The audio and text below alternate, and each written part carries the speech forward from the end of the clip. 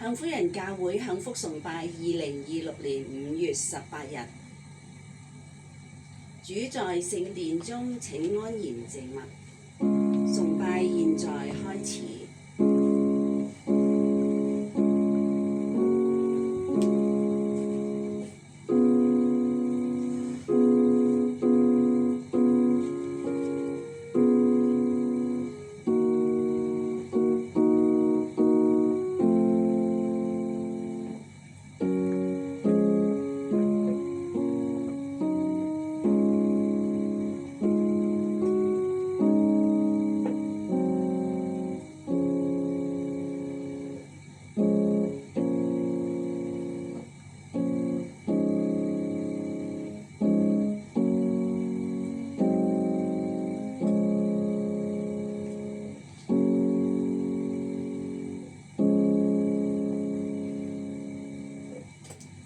宣召以賽亞書41章10節，你不要害怕，因為他與你同在；你不要驚惶，因為他是你的神，他必堅固你，他必幫助你，必用他公義的右手扶持你。我哋同心禱告，慈悲仁愛嘅天父上帝，我哋感謝讚美你，你何等嘅眷顧我哋。無論我哋喺咩個境況，你都睇住我哋，甚至咧讓我哋能夠係渡過一啲困難。主耶穌，你嘅恩典夠我哋用，我哋嘅天父賜俾我哋獨生子耶穌基督，就係要讓我哋看見神，你係何等嘅願意去將你最美好嘅賜俾我哋。喺今日裏邊，我哋同心去崇拜敬拜你，願你去親自去垂聽我哋向你嘅頌讚。亦都透過今日嘅講員馮先生佢嘅教導，讓我哋喺生活裏邊活出主你俾我哋嘅使命。我哋讓今日嘅崇拜，讓你嘅名字得榮耀，讓我哋眾人得教導。祈禱感恩奉耶穌基督嘅名字，阿門。接着落嚟係黃碧玉姑娘領詩。感謝主，我哋咧又一齊咧喺崇拜裏邊咧嚟到唱詩讚美神。今日咧，我哋讚美詩咧叫做讚美讚美。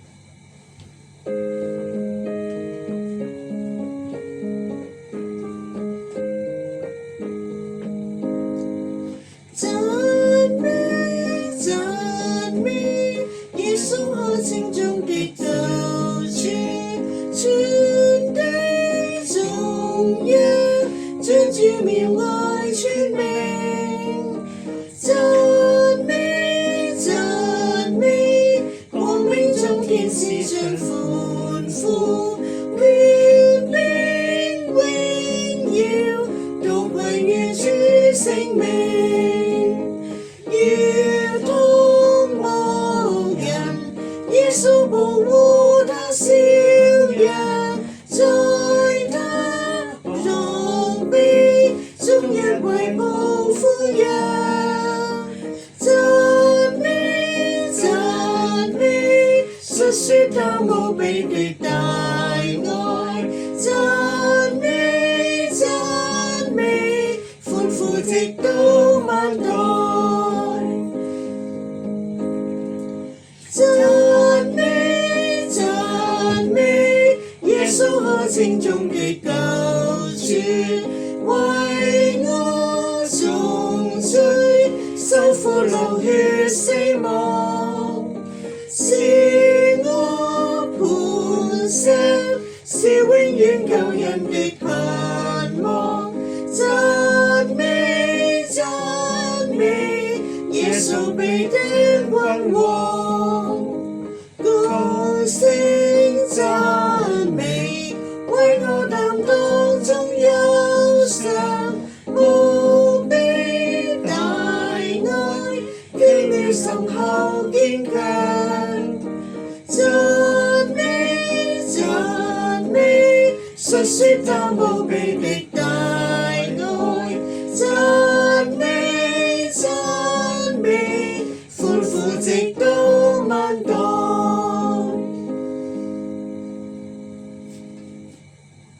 跟住係啟應經文，神全知全能，主席會讀出淺色嘅字，會眾請讀出深色嘅字。耶和華啊，你已經監察了我，認識我。我坐下，我起來，你都曉得。你從遠處知道我的意念。我行路，我躺臥，你都細察。你也深知我一切所行的。耶和華，我舌頭上的話，你沒有一句不知道的。我哪裏去躲避你的靈？我往哪裏逃避你的面？我若展開清晨的翅膀，飛到海極居住。就是在那裏，你的手必引導我，你的右手也必扶持我。神啊，求你監察我，知道我的心思，試煉我，知道我的意念，引導我走永生的道路。感恩詩，以愛還愛。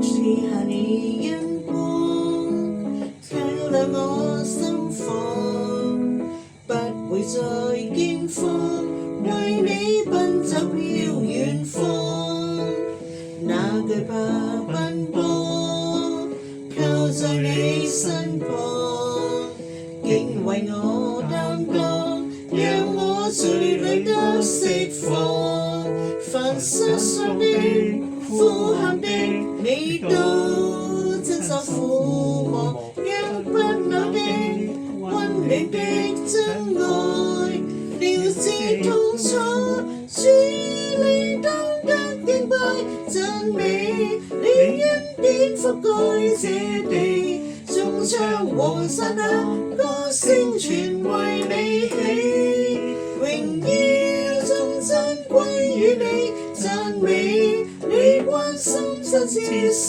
膩，用愛還愛這奇妙道理，一生都永記。賜下你恩光，照亮我心房，不會再驚慌，為你奔走飄遠方，哪懼怕奔波，靠在你身旁，竟為我擔當，讓我罪裏得釋放，凡失喪的呼喊的，你都親手撫摸，讓不朽的溫暖的真愛，了知痛楚，主你當得敬拜讚美，你恩典覆蓋這地，眾唱和散那歌聲全為你起，榮耀頌讚歸於你，讚美你關心真摯細膩，用愛還愛這奇妙道理，一生都銘記。主你當得，主你當得敬拜讚美，你恩典覆蓋這地，眾唱和散那歌聲全為你起，榮耀頌讚歸於你，讚美你關心真摯細膩，用愛還愛這奇妙道理，一生都銘記。接着落嚟，我哋有馮志剛先生為我哋去講道，我哋將時間交俾馮先生。謝。各位早晨，我哋今日又嚟到聽神嘅話語喎。咁我哋開始咗呢個出埃及記啦，已經啊，咁啊睇下一路睇下摩西嗰個經歷，又睇下以色列人啊喺嗰個出唔出到埃及咧啊？咁呢個都係好大嘅好多好神奇嘅嘢呢啲神奇嘅嘢就來自上帝嘛。咁我哋睇下佢點樣可以經歷呢啲咁嘅遭遇咧？埃及人嘅遭遇、以色列人嘅遭遇、摩西嘅遭遇。當呢啲遭遇睇呢啲嘅先人呢啲嘅先輩，呢啲係跟從神嘅人，佢哋嘅經歷唔同嘅經歷，我哋就反照翻我哋嘅人生，睇下我哋嘅經歷係點樣樣喎。好，我哋低頭禱告。親阿爸父，我哋感謝你即係摩西係一個好偉大嘅先知，亦都係喺神裏邊一生盡忠嘅一個嘅僕人。呢個係對於我哋呢啲跟隨神嘅人係一個好好嘅樣板。神啊，求你幫助我哋，透過摩西，使我哋學習到更加點樣學習去侍奉你，去引領人歸主，去牧養教會，呢啲完全都係我哋需要學習嘅。願主你與我哋同在，用你嘅話語嚟到教導我哋，引領我哋走一條侍奉嘅道路。祈禱交得奉賴主基督得聖名，阿門。好啦，咁我哋話咧人生咧突如其來嘅衝擊咧就好多嘅放唔放得低咧？你又點樣放低咧？真係好難搞，都唔知點樣放唔放得低。摩西咧為佢嘅同胞咧有雄心壯志即係好努力咁樣嚟到去為佢哋嘅同胞心願嚟到去點樣可以救拔佢哋離開呢個嘅埃及，係咪？但係一出手就跌低啦，一出手就跌倒啦結果咧就落荒而逃由王子嘅身份咧就成為呢個米甸嘅一個引力者咁若果係你又如何自處咧？經歷咁嘅困苦嘅時候，你又點樣去過渡呢一個嘅困境咧？我記得我自己咧喺讀書嘅時候，讀完碩士讀博士一路咧就諗住咧為咗承傳呢個中國文化，係做一個承傳中國文化嘅一個承傳者。咁咧可惜咧去到博士論文嘅時候咧就俾個教授咧就拒絕咗，咁就結咗咧就跌咗落個低谷。咁做唔到博士乜都做唔到噶啦，知嗰陣時就咁啱啱喺嗰段時間咧喺好低沉好痛苦，都唔知做乜好。咁嘅時候咧神又催促我去咗讀神學。原來咧我嘅生命喺神嘅計劃裏邊咧，原來另有心意唔係我所想嘅做一個教授或者做一個嘅文化承傳者，而係做一個基督嘅僕人呢個真係唔係我諗到嘅嘢。咁所以神學畢業之後咧，我就踏上呢一條嘅宣教嘅道路啦。咁就去咗中國大陸裏邊咧嚟到傳福音啦，培育呢個嘅信徒啦咁樣。咁喺我畢業嘅刊物裏面咧就寫過呢幾句説話啦。神恩浩蕩難宣，盡恩福盡呢個恩福神學院啦，係嘛？得成全，數載扎根聖道我讀咗8年，人哋讀4年，我讀8年。咁先無基督夕陽就表示我人生咧其實已經係接近退休年齡啦嗰段時間。咁仍然可以咧秣馬厲兵整好隻馬，坐好隻馬就騎住隻馬就入中國傳福音。呢個就係我嘅讀完神學之後嗰個心志。咁呢個就係宣揚呢個基督入去中國做宣揚基督。好啦，咁睇下摩西點樣樣啦？摩西到咗40歲嘅時候，他將到40歲，心中起意去看望他的弟兄以色列人。到了那裡，見他們一個人受冤屈，就護庇他，為那受欺壓的人報仇，打死了那埃及人。他以為弟兄必明白神是藉他的手搭救他們，他們卻不明白。使徒行傳7章23到24、25節。摩西咗40歲啦，40歲咧，佢心裏邊突然有一個嘅意念去探下我啲嘅同胞。其實呢個意念唔係到40歲先有嘅，一早呢個意念咧喺佢媽媽湊佢嘅時候咧已經放咗喺佢嘅心裏邊。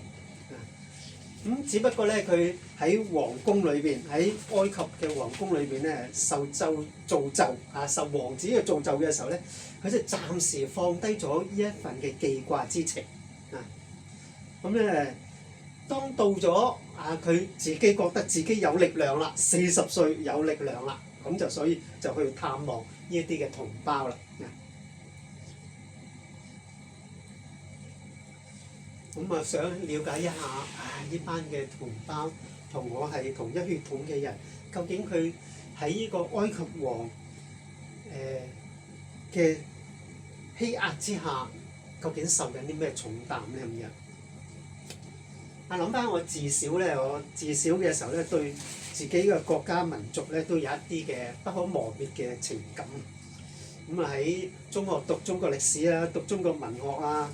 咁咧就鑄造咗我呢一份愛自己民族嗰份嘅情愫後來咧就翻去中國呢個大陸裏邊咧接觸啲同胞一路沿住喺車上面望出去嗰啲嘅田野咧係嘛，嗰嘅田園莊稼咧睇見啲黃河啊湖泊啊咁樣與呢啲嘅同胞嚟親近嘅時候咧同你見面嘅時候。我份內心嗰份嘅喜悅咧感受到嗰份同胞嗰份嘅對佢哋嗰份嘅愛咧就得到好大嘅慰藉呢個就係與母之情咁我就堅定自己對佢哋嗰個嘅還呢個福音之債嗰個嘅責任。喺呢一度咧，我又諗起詩篇19篇14節啦。耶和華我的磐石，我的救贖主啊！願我口中的言語、心裏的意念，在你面前蒙悅納。呢個就係我一路自從踏上呢一條嘅福音之路之後咧，就係成為我呢一個人生一個嘅抱負。摩西去咗見呢個希伯來同胞見到有一個人咧被呢個嘅埃及人咧欺壓。於是咧，佢出於義憤啦，係嘛？挺身而出，扮演咗救世者，就打死咗嗰個埃及人。咁打死咗之後，睇住冇人啊嘛，係咪？咁咪將我個屍首咧就埋咗喺沙堆裏邊啦，係嘛？諗住冇人發現嘅咁樣。摩西咧認為我今次咧咁大力係嘛，出咗為呢啲同胞嚟打死呢個埃及人，應該呢班嘅同胞應該會賞識我啦，係咪？接納我啦。結果咧，因為佢係着住一身嘅埃及王子嘅衣服，所以呢班嘅同胞咧就唔接納佢。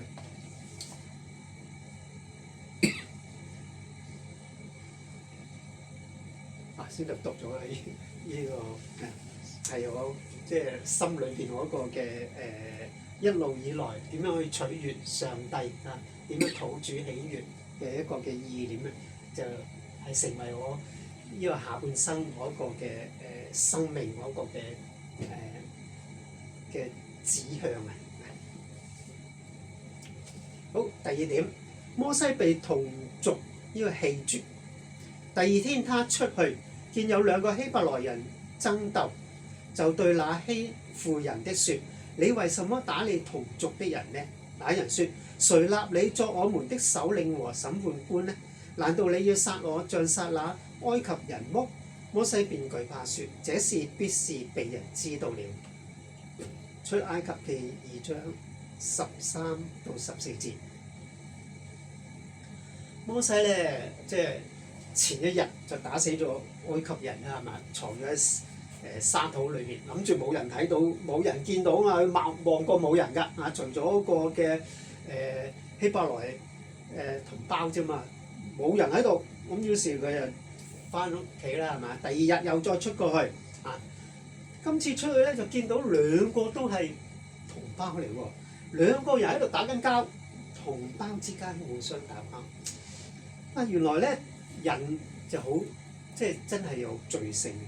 喺同一天空下，彼此都係同胞嚟嘅，但係會咧因為一啲嘅蠅頭小利益或者咧彼此言語不合咧，就互相呢個糟質同胞都互相相親相憎人就係真係滿有呢一個嘅自私嘅罪性。所以耶穌教導我哋咩咧？耶穌教導話要愛人如己。佢摩西為咗呢個嘅為同胞伸張呢個正義，係嘛？諗住咧一定會俾班嘅希伯來同胞咧所接納，但係結果咧呢兩個人相爭，佢走去分開佢哋嘅時候，然後話佢：喂，你點解要打你嘅同胞啊？咁嗰個嘅希伯來人咧就話啦：邊個立你做我哋嘅審判官啊？邊個話你係做我哋嘅領袖啊？你係咪想殺我？好似琴日咁樣殺我個埃及人啊？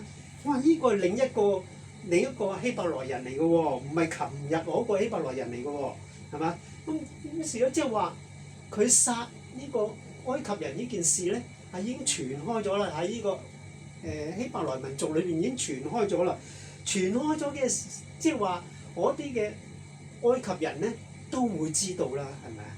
所以咧，摩西就好驚，內心好恐懼，係咪？哇！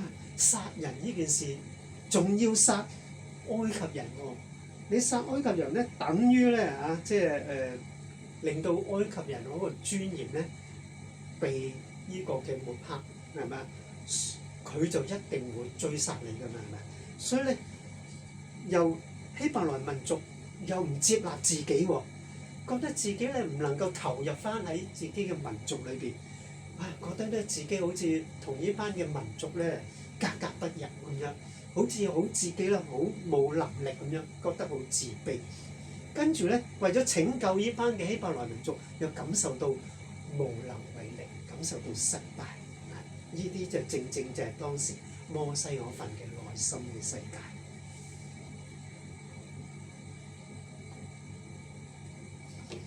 法老聽見呢一件事，就想呢個殺摩西，但係摩西咧逃避法老，就逃咗去呢個嘅米甸嗰度居住。摩西因為殺人被揭發咧，係嘛？於是咧就好懼怕法老嚟到去追究呢件事啊！呢個因為呢件事咧就係摩西本身就唔係埃及人嚟，佢唔係埃及人嘅血統。所以喺呢個法老嘅宮廷裏邊咧，明爭暗鬥，早就有人想將摩西你呢個唔係埃及人嘅人，竟然坐王子嘅位置，係咪？一定想拉佢落馬㗎啦，係咪？所以今次咧，你殺咗一個嘅埃及人，更加藉住呢件事就更加可以咧令到佢誅殺你，更加可以將你咧貶到最低嘅位置。所以經文話法老就想殺摩西。點解咧？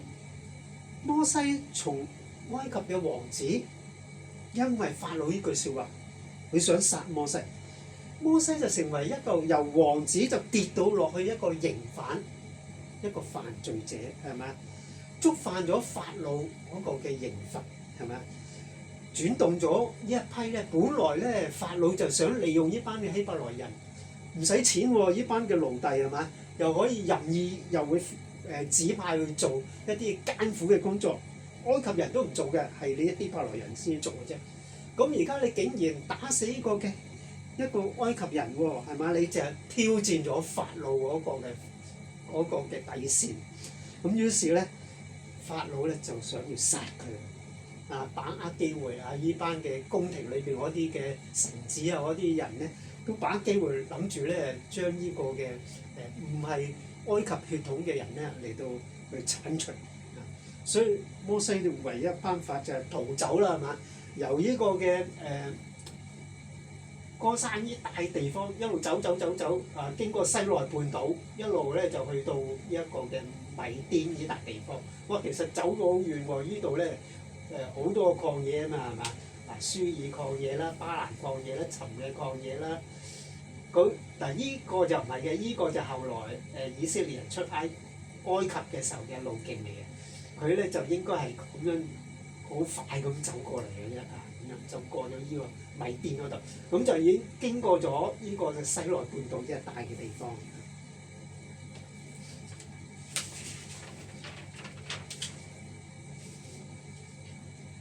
咁所以咧，摩西逃嚟呢度咧，都好艱難嘅喎，即係經過咗呢個曠野都好難有水源啊！除咗佢帶住唔知有冇帶水，一定有帶水，冇帶水過唔到啦，係咪？咁但係佢能夠出到關咧，都係因為佢着住一身嘅係埃及王子嘅服飾係嘛，先要出到關嘅啫。出咗關之後，嗰個追殺令就到㗎啦嘛，係嘛？所以佢就好快咁樣，即係唔會停留嘅。一路咁樣走到去米甸嗰度，已經咧筋疲力盡啦，去到米甸嗰度。咁去到米甸之後點咧？咁就下回分解㗎啦。今日咧就唔會解釋㗎啦。咁啊睇下先啊，幾快到總結啦。咁啊摩西咧整個人生咧，我哋有聖經知道咧，佢就120歲啊嘛，係咪？哇，120歲！咁咧，我哋睇下120歲真係好分開三個階段啊！第一個階段咧，40年係王子嘅生命，哇！可能最舒服、最風光係嘛？哇！享受一個最好嘅享受，食有最好係嘛？又有最好嘅栽培。希伯來民族都冇佢咁好栽培，呢個係王子嘅身份係咪？受嘅教育又高係嘛？戰略又有武藝又可以教導，樣樣都叻嘅，所以摩西咧係一個好叻嘅王子嚟，好叻嘅人嚟嘅，啊，受咗好多嘅栽培嘅，但係一出手咧就跌低，一出手咧就輸咗啦。所以有時人生就係咁啦，你以為自己好穩操勝券啊，一出手就跌，一出手就死，係嘛？咁死啦咁點啊？咁唯一就逃走啦，係嘛？匿埋啦，一匿就匿40年，啊，真係唔簡單。喺呢個米甸嗰度隱居40年時間，啊40年係一個好長嘅時間嚟，係嘛？啊喺裏邊咧好苦濕，覺得自己好冇用，覺得好自卑，仲係二等公民，係嘛？喺嗰度係嘛？即係覺得自己咧即係都唔知做乜，啊喺嗰度咧唯有咧即係哇有得俾人接納咯，未娶咗米甸嗰個祭司嗰個女啦，係嘛？西波拉做呢個嘅妻子，咁啊生埋仔咯，係嘛？咁啊牧養群羊咯，咁啊算啦，一生就係如此啦，係嘛？咁摩西就諗住係咁呢度告終㗎啦嘛，即係冇㗎啦。啊，我嘅完結就係咁樣啦，啊，即係40年啊。結果咧喺40年之後咧，神又重新拔起佢喎，係嘛？喺呢個米甸度拔佢出嚟。拔佢出嚟咧，叫佢去入翻呢個嘅埃及嚟到救嗰班嘅以色列民，救佢嘅同胞，將佢哋帶出呢個埃及。哇！呢個咧就係後來嗰40年嘅使命。哇！呢個人生嗰個嘅起起落落咧，真係好難明白。即係話，當你有時咧遇見有啲嘢事情俾人誤解咗，係嘛？於是你落荒而逃，係咪咁就係完結咧？啊，原來唔係嘅喎，可能就係利用咗落荒而逃裏邊咧，令你重新再起。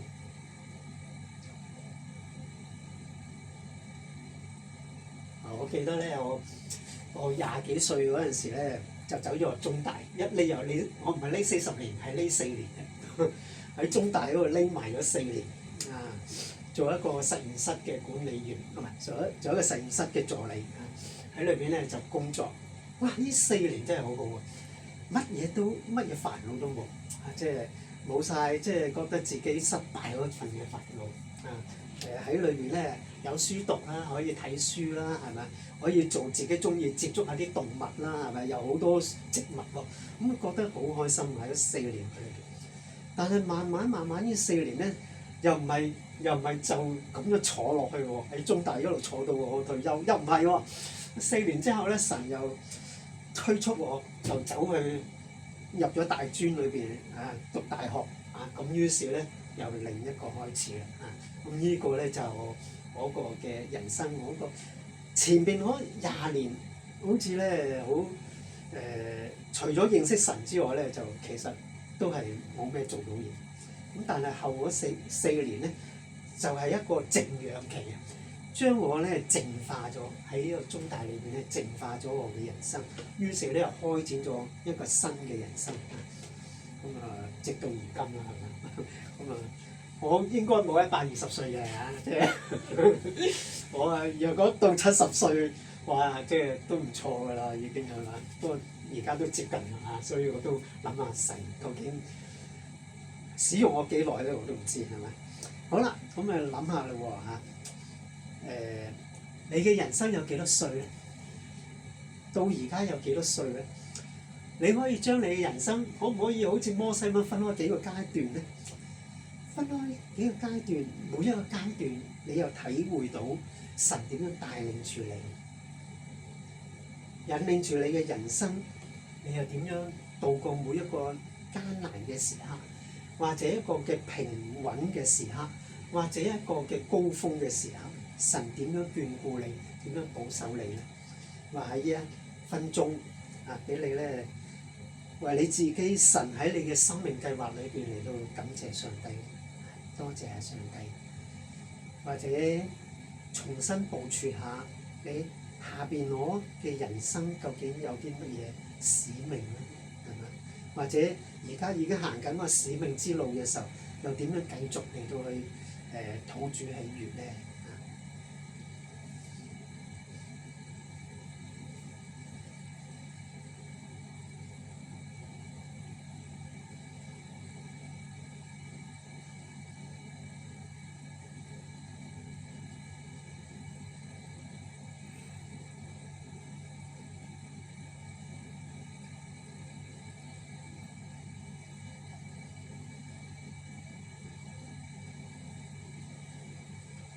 好，我哋禱告。親愛嘅天父，我哋感謝你。當我哋面對自己嘅時候，你發覺神你喺我哋生命裏邊，原來有好多嘅幫助。每一個階段都睇見你嘅手嗰份嘅拖帶。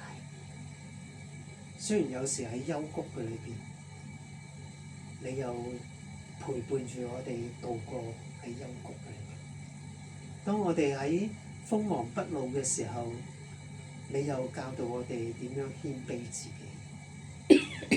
但係你嗰份嘅心意實在好得無比。神，我多謝你，為我自己嘅生命嚟獻上呢個感謝。今日能夠作你嘅僕人，正正就係你嗰份嘅差遣，你嗰份嘅引領。我知道前路更加需要你嘅陪伴，更加需要主你引領住我哋，使我哋生命咧能夠真係活出榮耀你嘅名。雖然我哋只能夠好似一支好微弱嘅蠟燭，但係都能夠發出光輝。呢個都係上帝你嗰份嘅恩典同埋慈愛。願主你與我哋同在，帶領住所有聽你話語嘅人，使佢哋心靈裏邊知道自己就係你嘅亮光，願意發出光同埋熱，為主你嚟到去呈獻呢個嘅生命，使主你嘅道能夠發出光輝。祈禱交託奉賴主基督的聖名，阿門。好，將時間交翻俾主席。回應詩。咁咧摩西咧就實咗人咧，咁咧就逃到去曠野啦，逃到去米甸啦。咁咧，但係咧佢逃唔過咧神嘅喎。好似咧我哋咧嚟緊呢首詩歌咧，就叫做咧無所不在嘅神。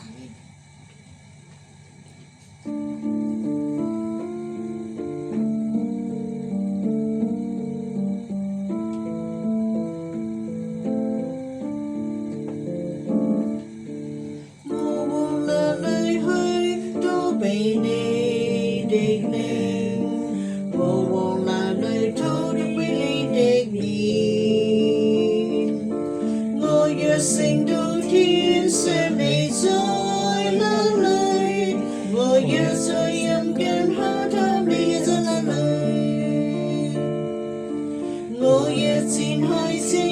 身的翅膀，飛到海極居住。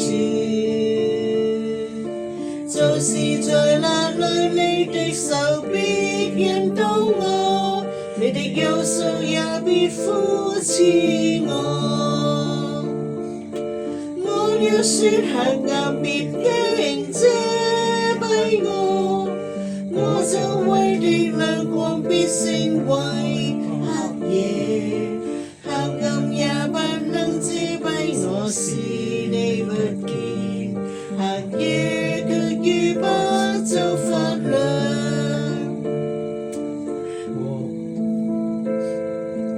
我往哪裏去躲避你的靈？我往哪裏逃避你的面？我若升到天上，你在哪裏？我若在陰間下頭，你也在哪裏？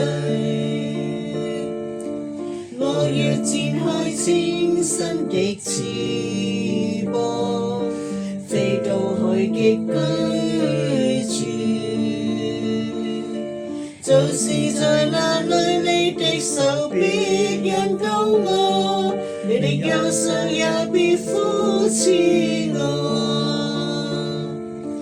我若說黑暗必定遮蔽我，我周圍的亮光必成為黑夜，黑暗也不能遮蔽我，使你不見，黑夜卻如白晝發亮。